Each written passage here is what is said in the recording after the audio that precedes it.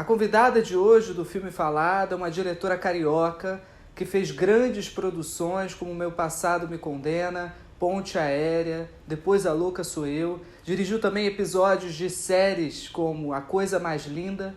Então é uma pessoa que tem muita experiência, é uma cineasta jovem que se chama Júlia Rezende e que acaba de lançar, agora dia 9 de março, o seu novo longa-metragem A Porta ao Lado, que é um filme estrelado pela Letícia Colin, Bárbara Paz, Dan Ferreira e Túlio Starling. O Porta ao Lado é um filme que fala sobre relacionamentos e que investiga as diferentes possibilidades de relacionamento. E eu acho que a grande pergunta do Porta ao Lado é quais são os limites, né, das formas e dos contratos de relação.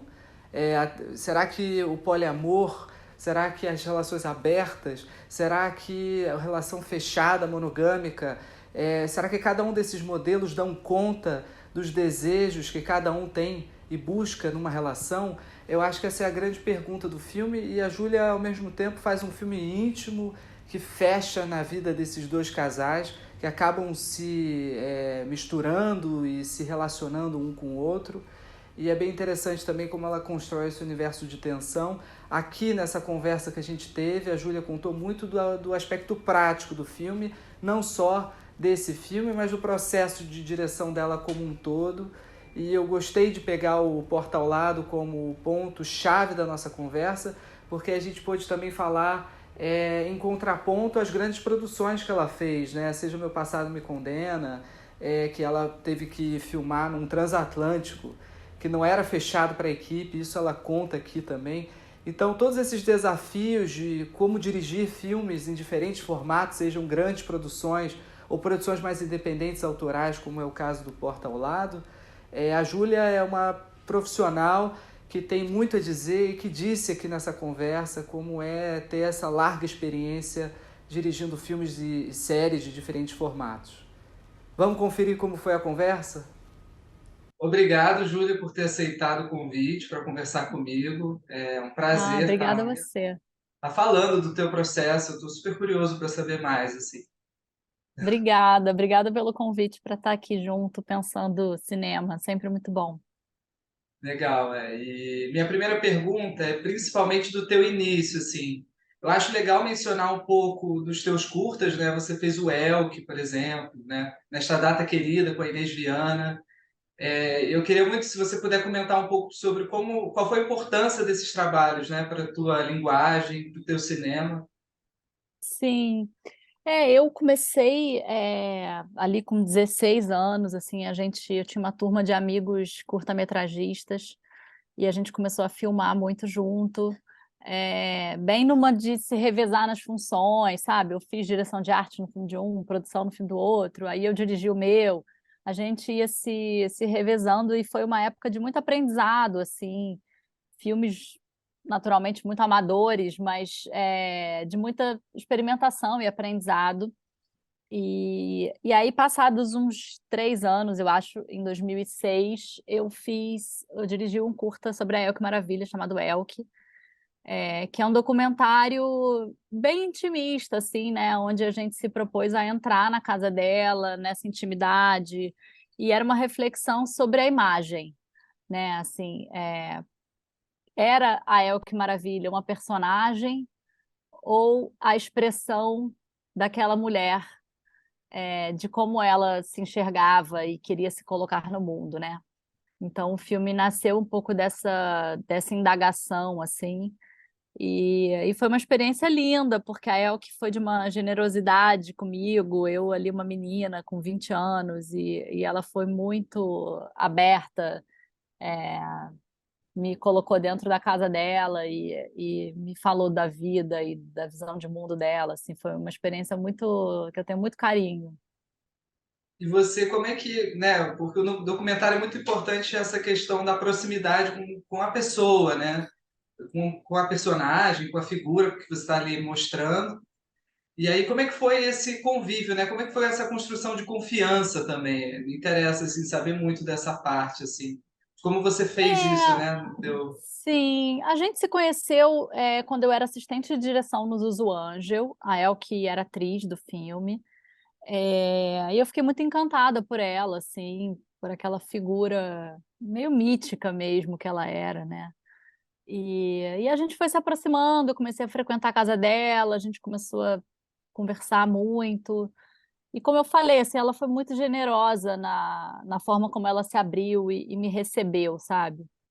E aí eu acho que aos pouquinhos, assim, chegou o momento que tive, que eu senti que era a hora de falar, posso filmar você? É, E eu queria muito poder filmá-la desmontada, né? Assim, sem peruca, sem maquiagem. Eu acho que era uma imagem que ela ainda não tinha revelado naquele momento, né? E ela topou. Então acho que foi uma relação de confiança, fruto de uma amizade, né? Assim, de novo eu vou repetir, mas da generosidade dela mesmo, sabe? Porque eu era uma garota ali, estudante, e ela não hesitou em se abrir, né, comigo. Total, né? Faz muita diferença isso de encontrar, de construir uma amizade para além do filme, né? É, E essa experiência também de assistente de direção, né? A gente sabe que o assistente ele não para quieto, né? Ele tem que estar meio que coordenando ali também muita coisa. E aí, assim, como é que, o que que você tirou dali para o teu trabalho como diretora, né? Para além de todo o conhecimento que você precisa ter, né, para fazer essa função ali na hora, né? Nossa, acho que eu aprendi muita coisa como assistente, assim, acho que tem esse lugar, primeiro do trato com a equipe, né, assim, a maneira como você compreende as funções de cada um e a importância do trabalho de cada um, né, você ter esse entendimento global, de que um set de filmagem é de fato fruto do coletivo, é, do esforço, da dedicação de cada pessoa que está ali, né? Assim, todo mundo é fundamental e importante, assim. E eu acho que como assistente isso era muito claro, né? Porque eu estava em contato com toda a equipe o tempo inteiro, assim, intensamente. Então, acho que esse aprendizado acho que é muito relevante. E depois um aprendizado do trato com o elenco, porque enquanto assistente eu cuidava do elenco, eu era sempre aquela ponte ali entre o camarim e o set. E eu sou apaixonada pelos atores, eu acho que eles são o grande segredo e o grande mistério, assim, né, do cinema. A gente está sempre procurando o olhar do ator, né? Então, acho que enquanto assistente, eu tive a oportunidade de trabalhar com diretores, inclusive com meu pai, né? Eu fui assistente dele, que tinha muito respeito pelos atores, assim, e acompanhar esse processo de trabalho, de leituras, de ensaios da elaboração de um personagem. Acho que foram coisas que eu carreguei, né, para mim, trouxe para minha experiência como diretora. E essa experiência também, né? Como eu te falei até antes da gente começar, essa experiência de você filmar uma grande produção, né? E aí também ter essa experiência de filmar agora o Porta ao Lado, né? Que é um filme que tem um outro aspecto de produção, assim. Como é que é para você essa sensação, né? De como é que você lida com isso, né? Porque é sempre difícil o processo, eu acho, né? Sempre tem uma certa pressão ali para dar certo, né? E aí tem que, né? Depende da pessoa, mas cada um tem uma estratégia às vezes para lidar com essas Sim. diferentes pressões da produção, assim, da maneira de fazer o filme, né? Como é que você lida É, com isso, assim? eu vou citar o meu pai, que ele diz que cinema é que nem sorveteria, tem que ter todos os sabores. Então eu acho que é isso, né? Às vezes é banquinho e violão e às vezes é Rock in Rio. E eu acho que o Porta ao Lado era o nosso banquinho e violão, assim, um filme feito com uma equipe muito reduzida, com um elenco pequeno, é, que também só foi viável filmar na pandemia, como a gente filmou, porque a gente tinha essa história, que era uma história muito intimista. A gente chegou a adaptar o roteiro em função da pandemia, né? Porque para diminuir locações, o filme praticamente não tem figurantes. Tudo isso foi alterado em função de viabilizar a filmagem dele naquele momento, né? Que a gente começou a filmar em novembro de 2020. Era um momento crítico ainda, não tinha vacina, a situação. A gente, na verdade, a gente só começou porque pareceu que estava melhorando. Mas hoje a gente sabe que era uma doce ilusão, né? Que, na verdade, a coisa ainda ia se prolongar por muito tempo. Mas ali, naquele momento, a gente teve a sensação de que seria possível. Então, a gente fez alguns pequenos ajustes para poder viabilizar a filmagem. E vocês levaram quanto tempo filmando? A gente viveu nesse longa uma experiência muito diferente, porque a gente filmou por, se eu não me engano, 3 semanas em 2020, e o filme teve que ser interrompido por conta de contaminação, né? O elenco pegou Covid e, e a gente precisou pausar, e a gente só retomou 7 meses depois. Então, a gente brinca que foi a primeira e a segunda temporada, e que a gente voltou para a segunda temporada com muito desejo e gana de conseguir, sabe? Também, por um lado, um pouco traumatizados pela paralisação, mas com muita vontade de fazer dar certo, de fazer acontecer. É, E então aí a gente filmou mais 3 semanas. E esse projeto, assim, começou bem antes da pandemia, quando você começou a escrever, né? Você começou a pensar o roteiro junto com os roteiristas do projeto, né? É o LG É, Baião, né? é, Quando você começou a pensar o projeto, isso foi antes da pandemia também, né? Foi bem antes, né? muito antes. Esse projeto nasceu em 2015, quando eu estava lançando Ponte Aérea, que é um longa que eu tinha feito com a Letícia Colim também. E eu e Letícia ficamos muito próximas e numa cumplicidade muito muito gostosa, assim. E a gente começou a pensar como é que seria, né, colocar esses personagens. Se no Ponte a gente estava explorando um universo de relações afetivas de um momento muito juvenil, de um namoro, início de vida profissional, a gente começou a se perguntar como é que seria colocar projetar esse tipo de relação na chegada aos 30 anos, né? Quando você já está no mercado de trabalho, quando a vida já tem muita responsabilidade, muitas outras pressões. E como é que é um casamento hoje, né? Assim, onde várias cartas do baralho já ruíram, porque a gente já talvez não acredite tanto nesse casamento para sempre, né? Em coisas que as gerações dos nossos pais e dos nossos avós, isso ainda era muito mais comum. E aí o filme surgiu a partir disso, assim, de um desejo de seguir investigando as relações afetivas, de pensar o que que é traição para cada um, né? Quais são os acordos possíveis nesse discurso que se tem hoje sobre monogamia, não monogamia, relações abertas, né? Assim, gêneros e sexualidade, e fluidez e bissexualidade, enfim, como é que dentro de todo esse mix de assuntos e questões, como é que a gente poderia imaginar um casal vivendo uma relação tradicional e monogâmica, onde de repente existe um atravessamento de um desejo, de um ímpeto de viver outra coisa. E aí, a partir disso, eu convidei a Patrícia Corso e o Baião, que também eram roteiristas do Ponte Aérea, para escreverem comigo o Porta ao Lado. Então, o filme nasceu primeiro desse encontro com a Letícia e depois do reencontro com Baião e Patrícia. Não, e foi fundamental aí a Ancine, né? BRDE, todo, né? Fundo Com setorial, acredito certeza. também, né? Sim, sem dúvida. Ele é um filme fundo setorial para ser lançado na sala de cinema. E acho que nesse sentido também é bem emocionante. A gente está lançando o filme agora, né? Depois desses 4 anos terríveis, onde a gente vai poder colocar um filme na sala de cinema e celebrar o cinema nacional, e celebrar que a gente está vivo e que a gente vai resistir e que a gente ainda vai produzir muita coisa boa, né? Sem dúvida, né? E tem esse. O que eu acho muito legal no filme é o trabalho dos atores mesmo, né? Você conseguiu compor ali com os atores, né? E me interessa muito saber como é que você dirige os atores. Se é que você tem esse método claro, né? Ou você vai buscando com cada ator um pouco. Mas é bem interessante a composição de diálogo, né? Entre a Letícia e o Dan, por exemplo, ali. Você tem toda uma construção de sutileza, de subtexto, né? Nada é dito assim de forma direta, né? As coisas são bem pelo subtexto assim da coisa. E é interessante saber, né, como é que você compôs isso, né?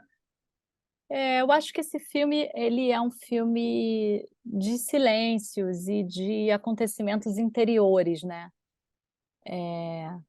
Tem esse lugar da angústia e da dúvida e do será que é isso que está acontecendo? Será que eu estou percebendo bem, né? E eu acho que esse é um lugar muito delicado, onde no audiovisual a gente precisa fazer com que o espectador sinta junto, né? Junto com o personagem. Eu tive a sorte, o privilégio de estar cercada de quatro grandes atores, né? Assim, a Bárbara, uma atriz excelente, maravilhosa, assim, me senti super desafiada por ela no set, assim, de estar com ela ali, uma pessoa que eu admiro muito, diretora, né, uma artista, assim. A Letícia, esse talento, minha musa, né, uma atriz que eu tenho uma admiração profunda, eu acho que ela é capaz de ir para lugares nada óbvios e improváveis, assim, né? Ela já fez uma gama de personagens tão diferentes e tão ricos, né?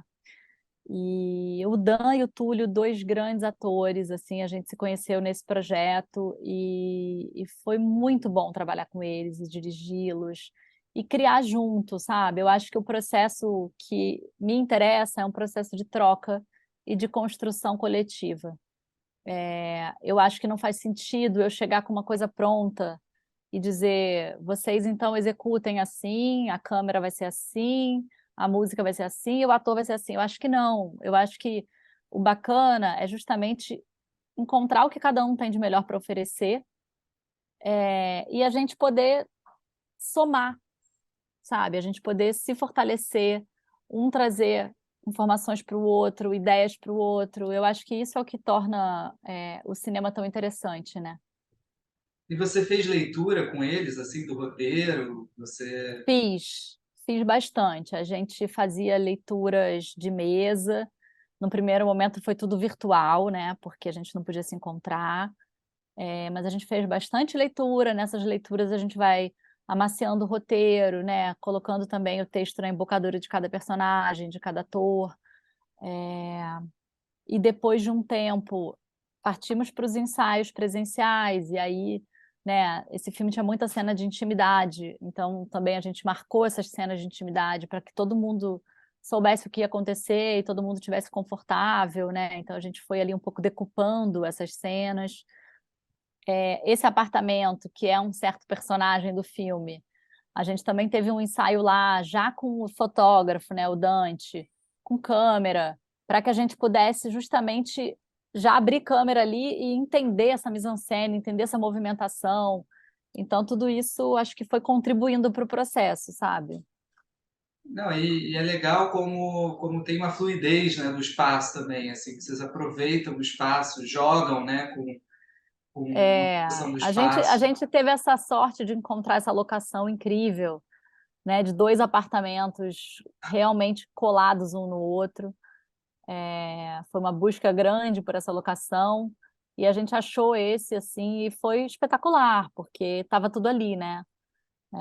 De uma janela você via uma varanda, você via outra e aquele hall comum e a portaria do prédio, enfim, acho que aquele prédio, aqueles apartamentos foram se tornando um organismo vivo também. Como é que foi esse processo de pesquisa, assim, para vocês? Como é que é para você também, né? Você costuma fotografar quando você vai na pesquisa com a equipe? Você É, a anota, gente, né? a gente fotografa, o Dante, né, que era o fotógrafo do filme, foi junto e fotografava também. E a gente ia junto ali entendendo quais eram, né, o que que funcionava, qual era o tamanho daquele apartamento dentro da história, né? Assim, a locação ela é sempre maior do que o que a gente precisa mostrar na história, né? Então, o que que a gente quer esconder, o que que a gente quer revelar, como é que a gente faz para deixar esses personagens livres dentro desse ambiente, né? Um filme de câmera na mão, é, uma câmera que não está buscando um movimento intenso, mas que está respirando junto, né? Então, acho que a gente estava sempre buscando essa respiração, e tentando deixar com que os atores estivessem livres em cena para que a cena pudesse fluir, eles tivessem liberdade. Você faz essa decupagem assim prévia ou você gosta mais de, eu acho que você gosta mais de chegar no lugar e marcar dentro do que aparece, Então, né? eu sou bem CDF, assim, de decupagem. Eu sempre decupo antes, mas ao mesmo tempo, nada que me amarre e que eu chegue no set e vá engessar os atores, assim. Acho que para mim a prioridade é que os atores estejam livres para a gente construir uma mise-en-scène, sabe? Então, mas eu já vou com uma coisa, né, assim, pré-pensada na minha cabeça e um pouco desenhada ali. É, eu não costumo fazer storyboard. Nesse filme, acho que a gente fez storyboard da cena da batida de carro, porque eu acho que esse tipo de cena mais de ação, assim, ele sempre é um tipo de cena que sempre se beneficia de uma preparação, de uma decupagem com o storyboard antes. Mas de um modo geral, não. Eu e o Dante a gente decupa junto, até para pensar se a gente precisa de algum equipamento diferente, né? Se vai ter alguma coisa que a gente tem que solicitar para produção ou não. É, mas depois a gente chega no set e vê como é que as coisas caminham, assim. E o que me chama muita atenção assim nesse trabalho teu, né, na tua filmografia também, é interessante como você também utiliza de telas, né, seja da tela do telefone, seja da inserção, por exemplo, de textos, né. Depois a Louca Sou Eu tem mais essa inserção, né? Eu acho que deve É, ter tido mais um trabalho de composição de storyboard para poder saber exatamente onde entrar, né? Aí você pode até me contar se for diferente. é. Mas como é que é isso, né? Assim, para você, por exemplo, no A Porta ao Lado tem um pouco disso, assim, né? Às vezes aparecer telas, né? Isso já foi marcado previamente, acredito, né? Na verdade, nada disso tem storyboard. Eu acho que ali em cena, quando a gente enquadra, a gente está pensando, né? A gente já definiu previamente que linguagem é essa, se a gente vai fazer uso desse artifício, e aí a gente enquadra pensando. Mas eu acho que a questão do uso de tela não é nada, nenhuma preferência em particular, é simplesmente um retrato da contemporaneidade, né? Assim, acho que a gente vive esse mundo que a gente está aqui no Zoom, ou que a gente está o tempo inteiro no telefone, enfim, não dá mais para escapar desse assunto, né?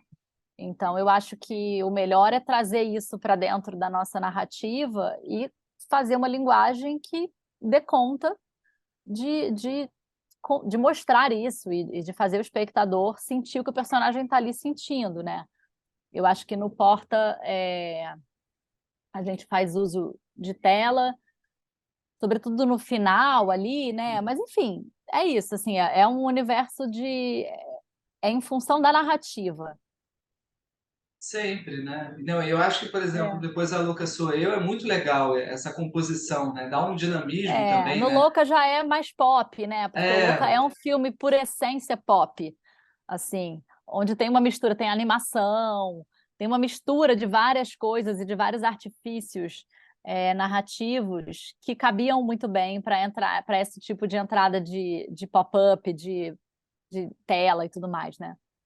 e você acompanha esse processo de produção desse pop-up, por exemplo, desses pop-ups, quando você está ali acompanhando, Sim, sim, né? sim, com certeza, né? O Thiago Pimentel, que é o finalizador que trabalha com a gente, ele que gere esse tipo de coisa, mas ele está o tempo inteiro me dividindo comigo, e aí eu falo, eu acho que a fonte não é essa, ou queria uma coisa um pouco mais fluida, enfim, aí a gente vai junto pensando com a equipe de designers, né, para chegar lá, assim, no Louca, quem fez foi a Tucci, que é um escritório de design muito legal, que já fez os créditos de abertura de vários filmes meus, assim, eles fizeram o Ponte Aérea, fizeram aquela animação toda do Louca, então, assim, são uma galera muito talentosa e que também vem contribuir artisticamente, né, com esse olhar do design para como é que isso pode entrar na narrativa de uma maneira que não salte aos olhos, né? Que esteja inserida, que se misture bem, né? Sim. É bem interessante esse trabalho todo, né, também. E eu acho legal, no caso do Porta ao Lado, o que me chamou mais atenção, já por ser fã de comida, é que tem as comidas, né? É, Vocês fizeram, né? Tem as comidas ali que a Letícia vai arrumando o prato também e tudo mais. sim. Como é que foi isso? Acredito que a direção de arte tenha tido papel aí também, né? Mas como é que isso foi feito, né? Ou a própria Letícia às vezes é uma cozinheira de mão cheia e fez aquilo Não, tudo. não, a Letícia fez umas aulas com a Manu Zappa, que é uma chefe super bacana, minha amiga aqui do Rio, muito legal. E depois a gente tinha um chefe no set, uma pessoa que ficava ali orientando, né? Ah, segura a faca desse jeito, isso aqui você, né? Como é que você mexe a panela? Enfim, eu acho que os detalhes de como isso funciona, a gente tinha essa pessoa no set para nos orientar. E a direção de arte, claro, cuidava de toda essa questão das comidas. A gente aprovou antes como é que ia ser o visual, que pratos ela ia servir ou tá montando e etc. Então, enfim, tentando justamente trazer essa verdade de uma personagem chefe, né? Apesar da gente ter uma cozinha no restaurante muito quietinha, porque a gente não podia ter figuração ali, né? A locação era muito apertada, seria perigoso em termos de contaminação, então a gente optou por fazer uma cozinha com poucos figurantes, para justamente proteger os atores que estavam em cena sem máscara. O que teve alguma coisa desse período da forma de preparação mesmo, né? Até de pré-produção, que você leva adiante, né? Da pandemia, né? Seja a preparação pelo Zoom, seja teve alguma coisa que você vai continuar usando, né? No teu processo, assim? Cara, eu acho que esse tipo de comunicação assim veio para ficar, né? Não tem jeito. Eu detesto. Eu acho que o presencial não tem nada que substitua, mas ao mesmo tempo é claro que encurtou distâncias e possibilita que a gente esteja aqui conversando agora, possibilita que a gente se comunique com pessoas que estão muito longe. Então acho que isso inevitavelmente tá, a gente já aderiu e vai levar para sempre, assim, né? Mas acho que tem não sei, eu acho que tem uma coisa teve uma coisa de união, assim, nesse filme, da gente estar ali junto, numa circunstância muito única e muito sensível, né? Porque tinha um pacto entre a equipe e o elenco, assim, tipo, todo mundo tem que se cuidar. Porque se uma pessoa se descuidar, ela vai colocar em risco todas as outras. E a gente sabia que os atores tinham que estar em cena sem máscara. Por mais que a gente testasse com PCR, antígeno, com muita frequência, né? Chegou um momento que era todo dia. Eles estavam assumindo um risco. Então tinha um compromisso muito bonito assim da equipe toda, de vamos juntos, sabe? Vamos se dar as mãos para tornar isso viável, assim. E eu acho que essas coisas ficam, e acho que essas coisas imprimem e participam de uma construção de relação que depois não muda, sabe? Sim. Não, e é legal o que eu acho interessante é que tudo isso não ficou impresso, né? A questão da pandemia, ficou impresso talvez tenha ajudado no termos de produção a ficar mais unido o elenco, né? Vocês conseguiram condensar e a gente sente a gente tem aquela sensação de que a gente está apertado com eles em certo momento, né? Que aquele apartamento meio que contamina o universo deles e não tem muita escapatória ali. Ali fica ali naquele espaço, né? Contido, assim. Então, por um Exatamente. lado, eu acho que ajudou muito nisso, né? E me interessa também saber, assim, aquela fazenda, né, que é da personagem da Bárbara, onde fica aquilo, assim, onde vocês viajaram, né, obviamente, ou Aquilo, isso foi no não, Rio? aquilo é uma casa no Alta Boa Vista. Ah, Uma casa, inclusive, onde eu já tinha filmado o Depois da Louca, já tinha filmado De Pernas pro Ar 3 nessa casa. E foi a locação onde a gente encontrou esse clima de fazenda. É, Originalmente, aquelas cenas eram uma grande festa junina, com muita gente, e aí, por conta disso, de pandemia, de ter que enxugar, né, a figuração no set, a gente reduziu para um encontro ali dos dois casais. Mas é isso. E você sente, assim, uma das cenas que eu acho que é uma das cenas mais difíceis de fazer nesse filme, deve ter sido, é aquela cena justamente que está no alto da Boa Vista, né? Eu vou tentar não dar muito spoiler, mas é porque esse ponto eu acho importante de discutir. E eles quase se acidentam, né? E aí, assim, eu fiquei imaginando, nossa, deve ter sido difícil fazer, porque exige, né? Você tem que ter às vezes um dublê ou uma pessoa ali para conduzir o carro, né? Como é que foi essa cena, assim? Como é que é fazer cenas desse tipo, né? Até em geral, assim. Eu acho que é isso, assim, né? Cena de ação precisa ter um dublê muito de confiança, alguém bacana que passe segurança para toda a equipe, né? Porque é isso, assim, é uma situação de risco, inevitavelmente. Mas deu tudo certo, acho que foi dentro do universo do audiovisual, era uma cena simples, assim, né? Nada muito grave. E dramaturgicamente, assim, eu acho que era uma das cenas mais desafiadoras da história, porque era uma cena muito intensa, a gente filmou com duas câmeras, porque era um texto muito longo, e Uhum. aí, para poupar os atores da repetição, a gente optou por trazer duas câmeras, então acho que isso também possibilitou não deixar a coisa esfriar, sabe? Vocês Fazer filmaram dentro muita. do carro mesmo? Ou teve algum estúdio, assim, vocês filmaram Não, a cenas? gente filmou em estúdio, a gente filmou o diálogo em estúdio, com croma, o momento do acidente na locação, né? Uhum. Não, é legal essa composição e eu fico também curioso para saber como é que é a tua relação com lentes em geral, né? Esse teu trabalho próximo do fotógrafo. Nesse caso foi o Dante e também o Nonato Estrela, né? Acho que ele Isso. é interessante O saber também Dante. como é que ele entrou nisso, né? Como que ele participou. Então, esse filme teve essa particularidade, né? Porque a gente começou a filmar em 2020, e o Dante, que estava comigo no projeto, o Dante é meu parceiro de longa data, né? A gente já fez muitos e muitos filmes juntos. E aí, quando o filme parou e a gente retomou a filmagem 6 meses depois, ele já não estava disponível, estava comprometido com outro trabalho.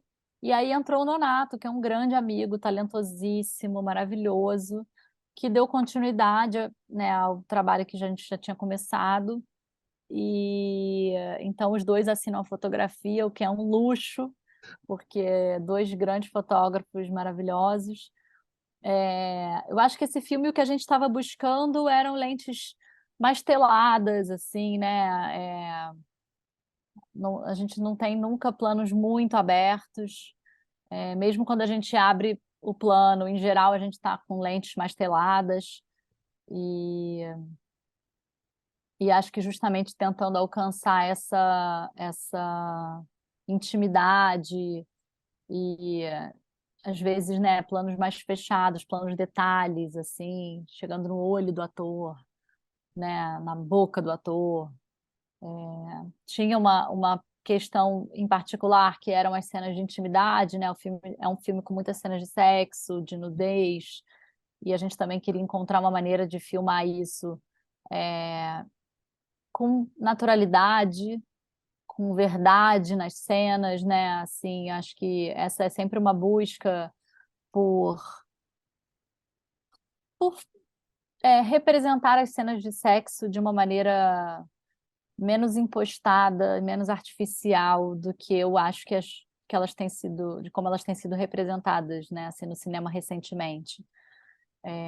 Então a gente foi buscar referências, por exemplo, no Nove Canções, que é um filme, né, que tem muitas cenas de sexo bem lindas, assim. A gente foi para o Normal People, que é uma série que já é um universo mais juvenil, de delicadeza, mas que eu acho muito bonito também. E, ao mesmo tempo, como é que a gente lida com o sexo sem necessariamente erotizar o sexo, né? Porque de vez em quando a pessoa transa de pijama, de vez em quando a pessoa nem tirou a roupa, ou, né? Então, assim, essa decupagem de aonde tem nudez, aonde não tem, também foi uma coisa super pensada por nós, junto com o elenco, com o figurino, justamente para filmar essas cenas de sexo de uma maneira espontânea.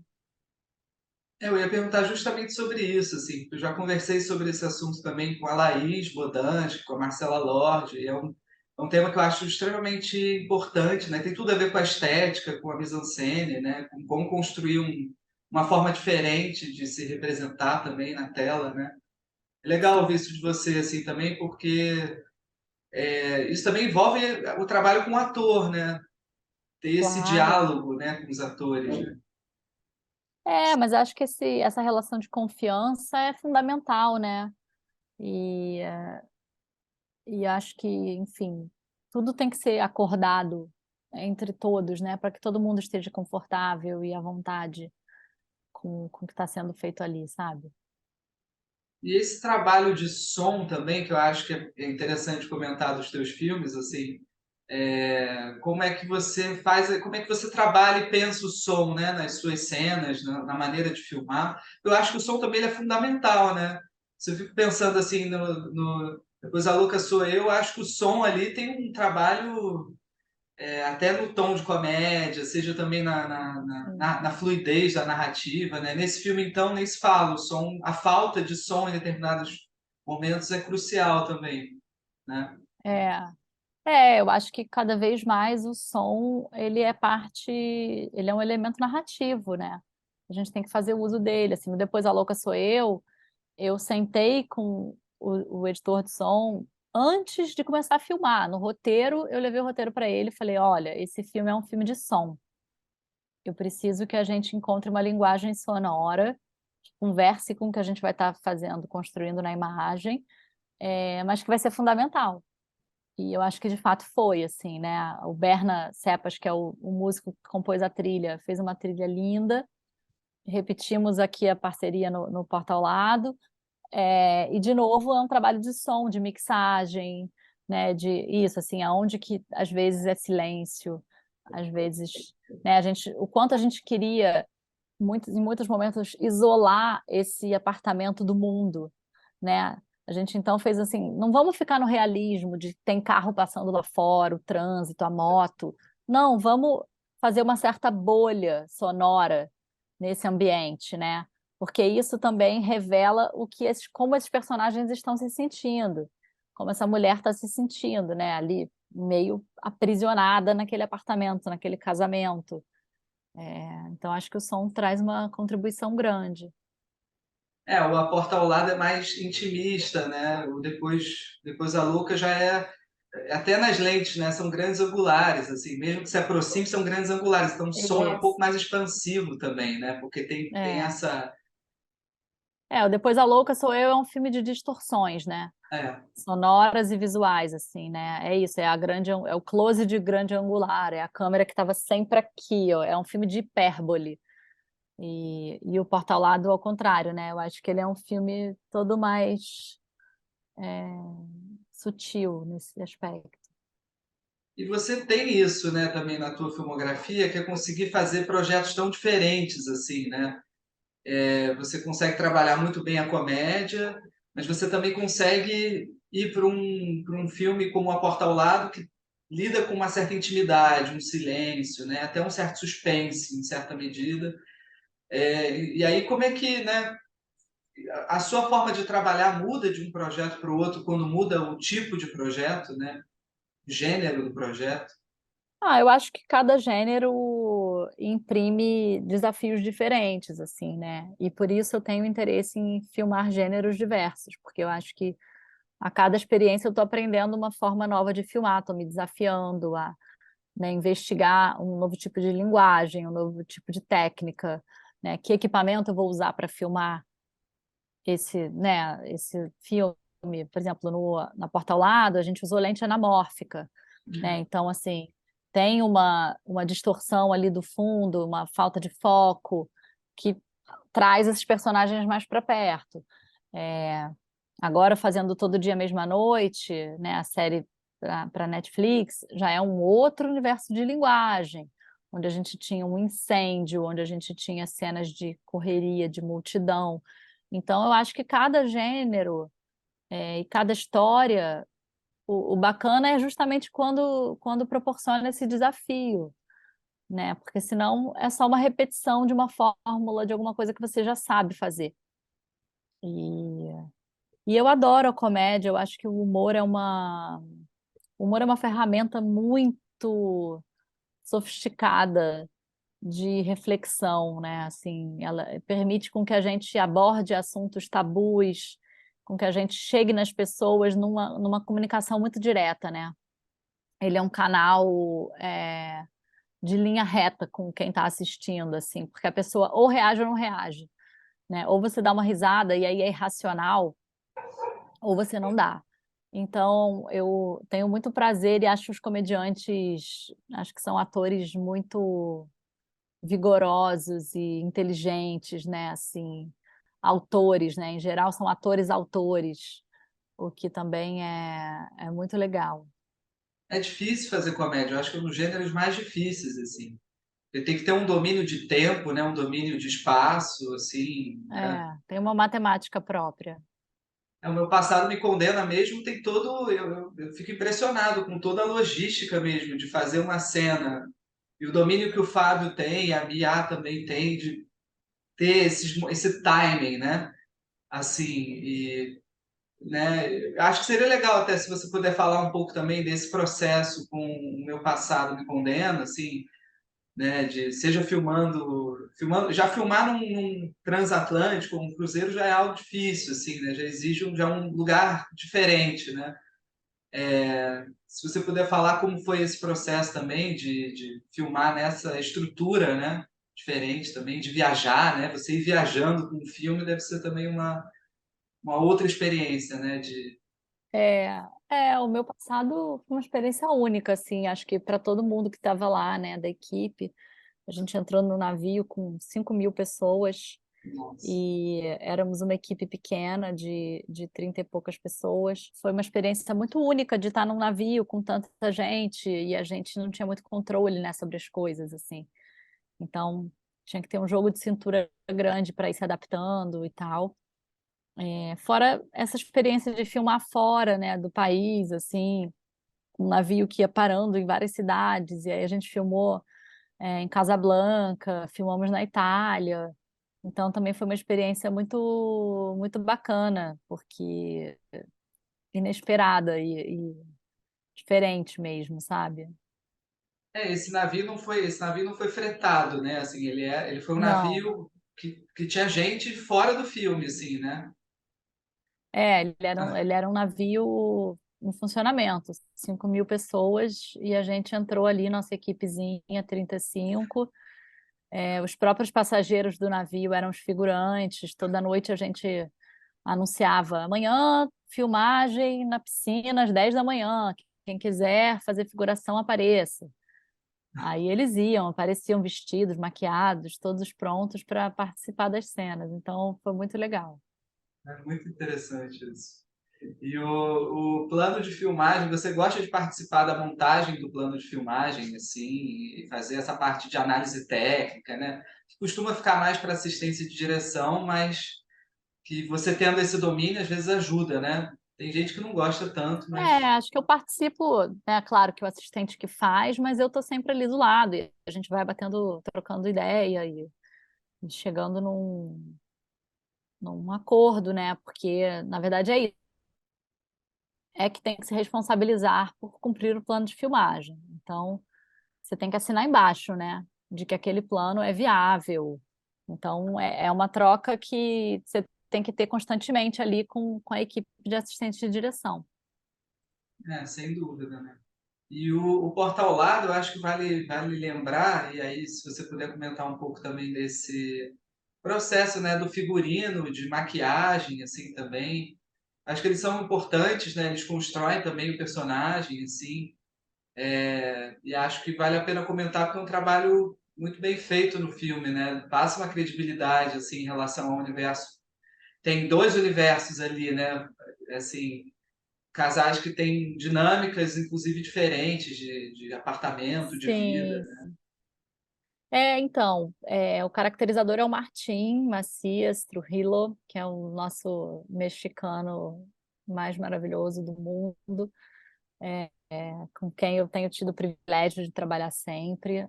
E o Martin é um cara incrível, que eu confio de olhos fechados, assim. A Mel Ackerman, que é a figurinista, também minha grande parceira de muitos e muitos projetos. E era isso, a gente queria encontrar as individualidades, né? Eu acho que esse filme era muito sobre isso, assim. Então, quem são essas pessoas? O que que faz com que elas se atraiam umas pelas outras? E ao mesmo tempo o quanto elas são diferentes, né? Eu acho que tudo isso faz parte desse universo da atração, né? O que se assemelha a você e o que se diferencia de você. Então, eu acho que justamente essa busca foi o que o figurino e a maquiagem fizeram. E eu gosto muito do resultado, assim, acho que são contrastes muito interessantes entre essas mulheres e esses homens, sabe? Sim, Na direção de arte também, né? Acho que são dois apartamentos gêmeos e, no entanto, muito diferentes entre si. sim, Então, acho que tudo isso contribui para revelar as personalidades deles, né? sim. Não, toda essa parte de mobiliar, né? Porque acredito que vocês mobiliaram todos os espaços, certo? Sim. Todos, né? Não, é legal, assim. E morando no Rio de Janeiro é mais legal ainda ver que aqueles apartamentos são em Laranjeiras, né? Logo ali na. São, ali no Cosme Velho, É, e aí é legal isso também, essa concepção. E todo esse tempo de pré que vocês levaram, assim, para esse filme específico, assim, tem pré-pré, né? Tem pré e tudo mais, mas assim, efetivamente para montar esse primeiro momento, vocês levaram o quê? 2 meses para vocês terem Acho que esse primeiro, sim.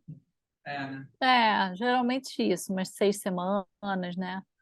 E aí a gente. Só que o que aconteceu foi que a gente filmou, teve que interromper e já estava tudo em continuidade, né? Então, teve um trabalho grande depois de remontar todo esse cenário, relocar todos os objetos de cena e todos os figurinos, enfim, tudo isso aí a equipe teve que suar para conseguir trazer de volta e manter a continuidade. Falando em continuidade, isso é importante perguntar também. Eu acho sempre importante valorizar essa profissão, essa parte do cinema, inclusive, que é o continuista ou a continuista, né? E aí, qual a importância do continuista ou da continuista para você, assim, né? Porque ele é fundamental, ou ela, né? É fundamental nesse processo de continuidade mesmo, né? De plano a plano, de cena para cena, né? É, continuista é uma figura maravilhosa, é uma parceira no set, né? Uma pessoa, acho que é a pessoa que durante a imagem, tirando o fotógrafo, é a pessoa que está mais perto do diretor, né? Então ela está sentada no monitor do meu lado o dia inteiro. É,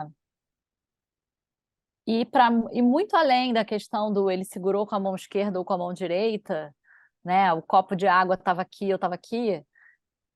Muito além disso, é uma pessoa que está pensando a montagem, né? Então, assim, qual é o plano que você está fazendo para abrir essa cena, né? E também é esse canal de comunicação com a ilha de edição. Então, eu falo, ó, anota no boletim que essa cena abre nesse detalhe, e depois vai para o plano tal. Então, ela faz essa ponte, do que eu pensei ali durante o momento de filmar com o editor que vai receber esse material. E a montagem para você já faz durante a filmagem, a montagem? Você já começa antes ou você... Sim, eu sempre começo a editar durante o processo de filmagem, porque eu acho que ajuda muito a gente entender o tom. E também acho que sempre ajuda a gente a ir montando e percebendo assim, puxa, será que faltou um plano? Será que eu preciso filmar mais alguma coisa? Enquanto eu estou na locação, vou aproveitar e vou fazer um close a mais, né? Então, acho que editar em paralelo, eu adoro, acho que sempre contribui bastante. E facilita a logística, né? Você já está com todo um apartamento montado, né? Aí vai deixar passar, né? Por isso que eu sempre acho legal essa forma Sim, de fazer. E uma sim. coisa também que me interessa, assim, é como você, se você quando vai pensar, você é de pegar a planta baixa do espaço, e arquitetar todo o movimento nesse espaço, ou você vai mais na intuição, assim, né? Também, quando Eu acho que eu vou menos na planta baixa, no que eu te falei, assim, de ir para a locação com fotógrafo, de da gente experimentar movimentos, da gente experimentar ângulos, levar os atores quando possível, ensaiar lá, né? Então, eu acho que quando a gente consegue levar a mise-en-scène já para a locação, junto com a câmera, ainda na fase de preparação, a gente ganha muito, né? Porque às vezes o próprio fotógrafo sugere, puxa, e se ao invés de você vir por ali, você vier por lá? Eu acho que vai ficar mais bonito. Então é um processo mesmo coletivo, sabe? Onde a gente vai todo mundo contribuindo ali e encontrando, né? Porque acho que toda vez que a gente chega numa locação, é aquela sensação assim de tudo é possível, né? Onde é que vai a câmera? É a pergunta de US$ 1 milhão, né? Onde é que vai a câmera? E eu acho que você precisa respirar um pouco naquele ambiente para poder responder isso. Então, eu gosto mais de viver isso de uma forma empírica do que na teoria ali do desenho no papel. essa foi uma pergunta que eu anotei, inclusive. Como ela pensa o plano? É a pergunta que eu acho que é qualquer, né, que é a pergunta, como é que você pensa o plano, né? A pergunta principal, né? Mas esse trabalho de também que eu acho legal de perguntar é quanto tempo levou essa montagem também desse filme, né? Porque aí teve a pandemia, acredito que o lançamento também vocês tiveram que adiar, né? Teve todo Sim, esse. sim. Então, a gente. Acho que a montagem levou o tempo usual, assim, que são uns 4 meses. É, E aí a gente finalizou o filme em 2022, né? Final de 2021 e 2022. E aí a gente foi para os festivais, Gramado, Festival do Rio, Mostra de São Paulo. E aí o lançamento agora no início de 23, assim. Acho que foi meio esse o período.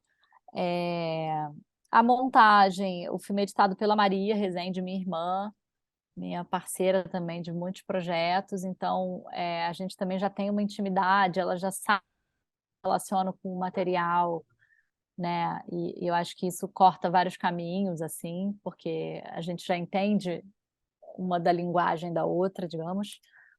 É, E qual foi outra coisa que você me perguntou? Desculpa. E aí foi. Até eu esqueci aqui, mas foi assim.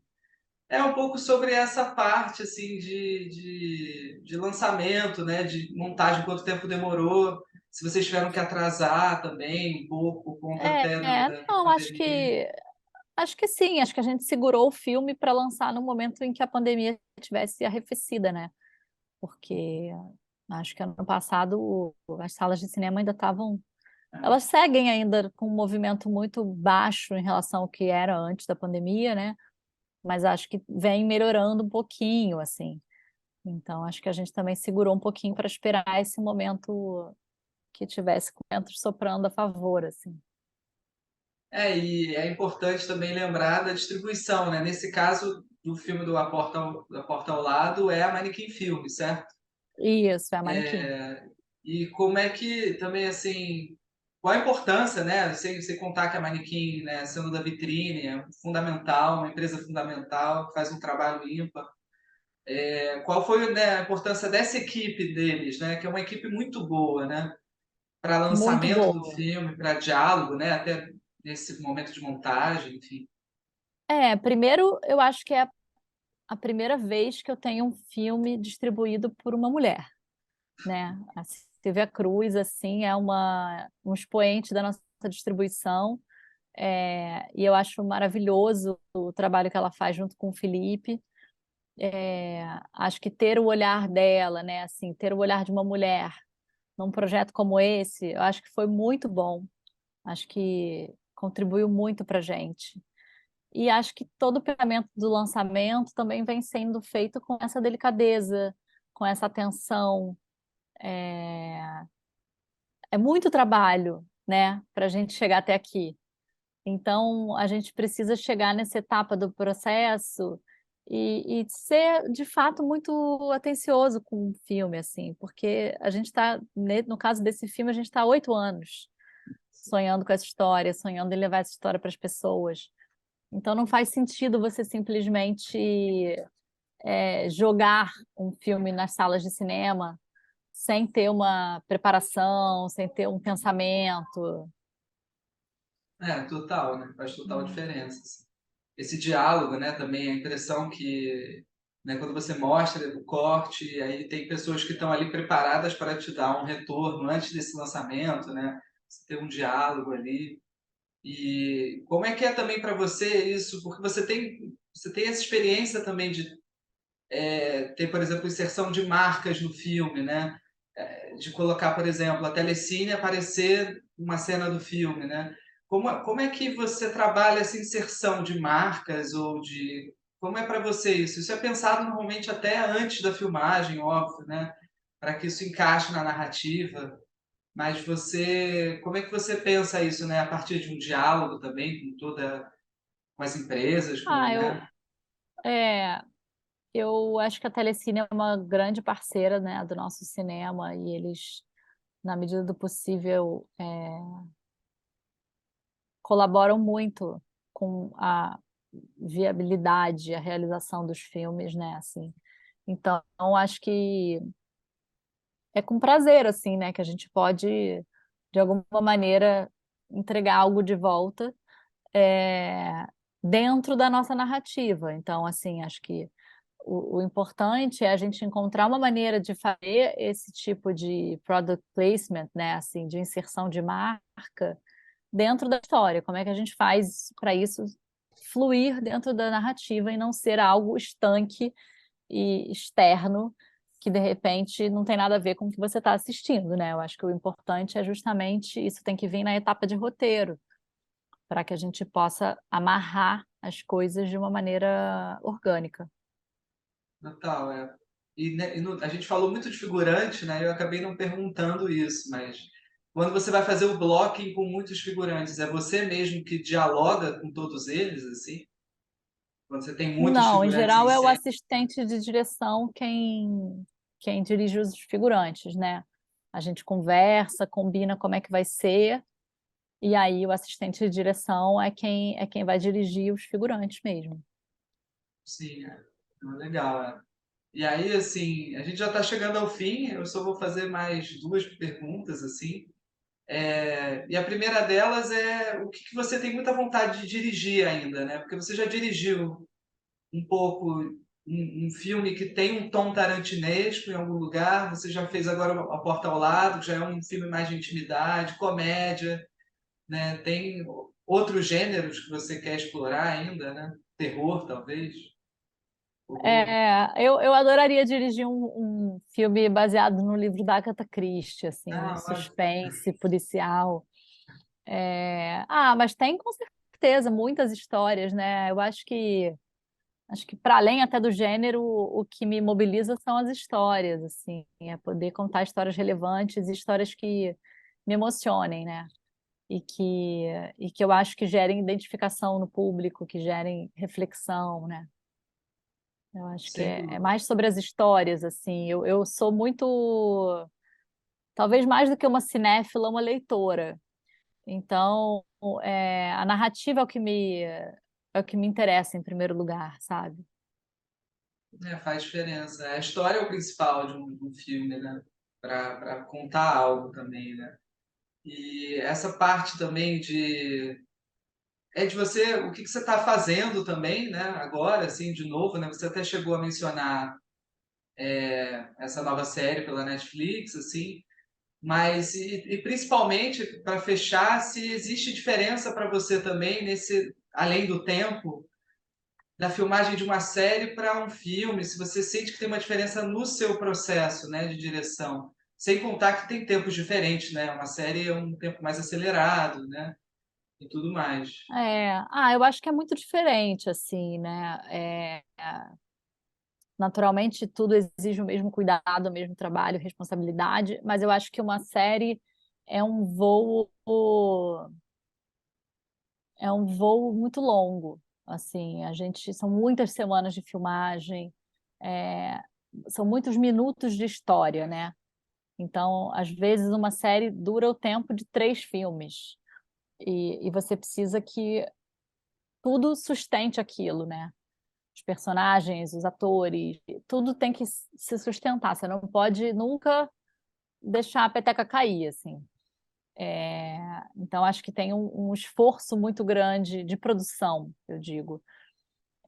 E o filme, eu acho que tem esse lugar do início, meio e fim ali, dessa duração, né? Não sei, eu acho que... E, claro, a sala de cinema, que eu acho que é a grande mágica, que a gente não quer perder nunca, né? Então, obrigado, viu, Júlia? Obrigado pelo Obrigada a tempo. você, Parabéns pelo foi ótimo. filme. E, Obrigada, Pedro. e legal que vocês estão conseguindo lançar depois de tanto tempo, né? Muito difícil fazer, então parabéns. E boa sorte aí também na É, Argentina e agora com o valeu. lançamento do filme também. Brigadão, brigadíssimo. Até já. Muito obrigado a você que ficou até aqui. Se você gostou do episódio, curte, compartilha, se inscreve no canal. A gente agradece demais a você que viu até o final, porque é o tempo de visualização que faz a diferença. Então, quanto mais tempo visto, melhor é o desempenho do canal. Então, a gente agradece a você que é, assim, nosso principal público e que assiste, está sempre acompanhando. Eu agradeço imensamente a equipe colaboradora do programa, que contribuiu ali com cada ponto em algum momento. É a Isabela Morricone, que fez a animação de abertura e encerramento, ao Fábio Gatti, que fez a identidade visual, e a Roberta Braz, que durante algum tempo editou alguns dos episódios que estão presentes aqui no canal. E é uma colaboradora, uma grande amiga com quem eu sempre posso contar. Muito obrigado, até sexta que vem, tchau, tchau.